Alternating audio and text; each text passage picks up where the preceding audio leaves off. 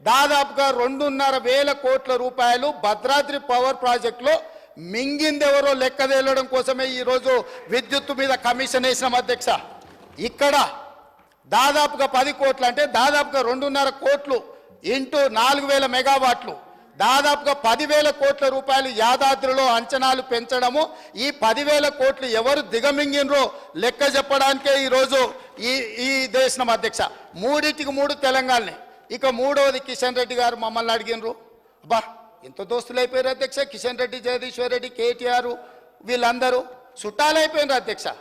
ఢిల్లీకి సీకట్ల పోయి బామార్దులు పోయి ఢిల్లీలో సీకట్ల బిగ్గర కాళ్ళు పట్టుకోగానే వీళ్ళంతా చుట్టపోళ్ళు అయినారు అధ్యక్ష. నేను వీళ్ళు ఎన్టీపీసీకి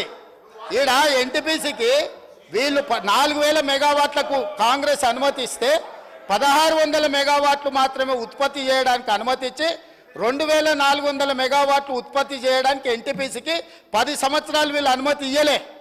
వాళ్ళు అక్కడ ఉత్పత్తి చేస్తే వీళ్ళు కాంట్రాక్టర్లకు ఇచ్చుకోవడానికి బిహెచ్ఎల్ పేరు మీద G2G ఇచ్చి వాళ్ళ సొంత కాంట్రాక్టర్లకు బినామీలకు ఇచ్చి దోసుకోవడానికి అవకాశం ఉండదని ఎన్టీపీసీని నియంత్రించి ఇవ్వకపోతే మా ఉప ముఖ్యమంత్రి గారు బాధ్యత తీసుకున్న తర్వాత ఎన్టీపీసీని పిలిపించి 2,400 మెగావాట్ల విద్యుత్ ప్రాజెక్టులను ప్రారంభించండి, మీకు భూమి కేటాయించడం, మీకు నీళ్లు కేటాయించడం, మీకు సింగరేణి నుంచి బొగ్గు కూడా మేము ఇస్తామని చెప్పి అగ్రిమెంట్ చేసి దాన్ని ముందుకు తీసుకెళ్ళింది ఉప ముఖ్యమంత్రి గారు అధ్యక్ష.